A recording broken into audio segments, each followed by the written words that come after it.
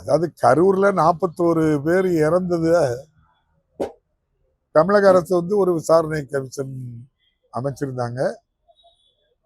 அப்ப அது விசாரணைக்கு அவங்க அழைக்கிறதுக்கு முன்னாலே அழைச்சு விசாரணை தொடங்கிறதுக்கு முன்னாலேயே நம்முடைய தம்பி விஜய் அவர்கள் நான் சென்னையில தான் இருக்கிறேன், முடிந்தால் என்னை கைது செய்து பாருங்கள்னு வீர வசனம் பேசினாங்க.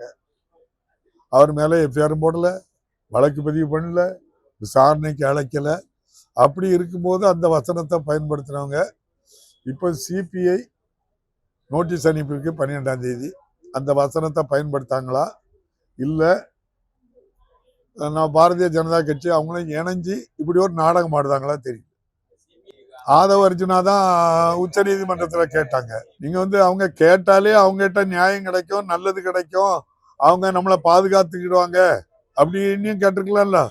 ஆந்திராவில் ஒரு நடிகர் சினிமா பார்க்க போன இடத்துல ஒரு அம்மா தவறி போச்சு, அந்த நடிகரை அரெஸ்ட் பண்ணாங்க. 41 பேர் இறந்ததுக்கு சட்டம் கடமையை செய்யும்.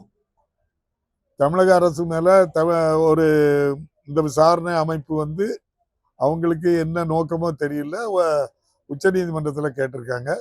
அந்த தீர்ப்புப்படி உச்சநீதிமன்ற தீர்ப்புப்படி சிபிஐ விசாரணை நடக்கு. அதுல இப்ப எல்லாரும் பத்திரிகையாளர்கள் நீங்க தான் கேள்விகளை கேட்கிய, இது நாடகமா அப்படின்னு கேட்காங்க. பாரதிய ஜனதா கட்சியும் விஜயும் நாடகமா அதை விரும்பி கேட்டு பண்றதுனால அப்படி சொல்றாங்க. என்னன்னு தெரியல எனக்கு, நீங்க தான் சாட்சி. தணிக்கை பண்ணி அவங்களுக்கு அந்த அனுமதி கொடுக்கிறது யாரு? மத்திய அரசா மாநில அரசா? மத்திய அரசு. அதை சொல்லுங்க முதல்ல. நீங்க மத்திய அரசு வழங்குறதுக்கு இல்லை. அதையும் என்ன சொல்றாங்க அப்படின்னா, அது வந்து இந்த சினிமா படம் கடைசி படங்கிறதுனால அதுக்கு பில்டப் பண்றதுக்காக கிடைக்கல, வரும் வராது, அப்படியே தொண்டர்களை அப்படி ஒரு கொதி நிலையில வைக்கிறதுக்காக இப்படி பண்ணதாட்டும் சொல்றாங்க. எது உண்மையோ நமக்கு 2 பேரும் சேர்ந்து வச்சு பண்றது மாதிரி தானே. நீங்க பத்திரிகை ஊடகம் சாயங்காலம் டிபேட் பாருங்க, எல்லா பிரச்சனையும் சொல்றாங்க. நான் சொன்னதெல்லாம் அதுல சொன்னதுதான்.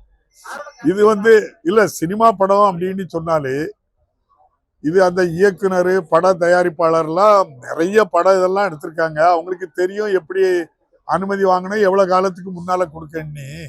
9ஆம் தேதி நாங்க இத படத்தை ரிலீஸ் பண்ண போறோம்ட்டு 8ஆம் தேதி போய் நிற்க மாட்டாங்க அப்படின்னு சொல்றாங்க. அது என்னன்னு எங்களுக்கு தெரியல. பேசிக்கிட்டாங்க. முதல்ல கட்சி ஆரம்பிக்க சொல்லும் போது என்ன நடந்துகிட்டு அதுல எதுவும் முன்பின் இருக்கும் அவங்க முடிச்சுக்கிடுவாங்க 2 பேரும்.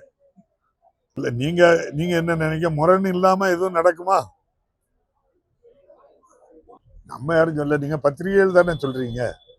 பத்திரிகைகள் தான் அமித்ஷா வந்து கூட்டணிக்கு தலைமை அதிமுக நம்ம மாண்புமிகு எதிர்கட்சி தலைவர் முதலமைச்சர்னு அவங்க சொல்லலைங்கிறத பத்திரிகைகள் தான் சொல்லுங்க. நாங்க சொல்லுவோம். பாரதிய ஜனதா கட்சியில தானே சுப்பிரமணிய சாமி ஐயா இருக்காங்க, பழைய நாடாளுமன்ற மேலவை உறுப்பினர். நிர்மலா அம்மா தானே நிதியமைச்சர். அவருக்கும் அந்த அம்மாவுக்கும் பாரத பிரதமருக்கும் எதுவுமே தெரியாது பொருளாதாரத்தை பற்றி அப்படின்னு ஒரு கால பல தடவை சொல்லியிருக்காங்க. இன்னும் கூட நான் சொன்னதை விட வேகமா சொல்லியிருக்காங்க. பாரதிய ஜனதா கட்சியில அந்த யார் நடவடிக்கை எடுக்கலன்னு நீங்க கேளுங்களா அவருக்கு. காங்கிரஸ்னா நீங்க எப்படி கேட்கீங்க? அது ஆல் இந்தியா பார்ட்டிகள்லாம் டெமோக்ராசியா தான் இருக்கும். தலைமை எப்ப பேசி நல்ல முடிவு எடுப்பாங்க. உங்க அப்பாட்ட கேளுங்க, கண்ணீர் வடிச்சிட்டு இருக்காரு. நன்றி, வணக்கம். செய்திகளை உடனுக்குடன் தெரிந்து கொள்ள கீழ்கண்ட கேபிள் மற்றும் டிடிஹெச் நெட்வொர்க்குகளில் எம்நாடு செய்தி தொலைக்காட்சியை காணுங்கள். பாதகம் செய்பவரை கண்டால் நாம் பயம் கொள்ளலாகாது பாப்பா. மோதி மிதித்து விடு பாப்பா, அவர் முகத்தில் உமிழ்ந்து விடு பாப்பா. அண்மை செய்திகளை உடனுக்குடன் தெரிந்து கொள்ள இணைந்திருங்கள் எம்நாடு தொலைக்காட்சியுடன்.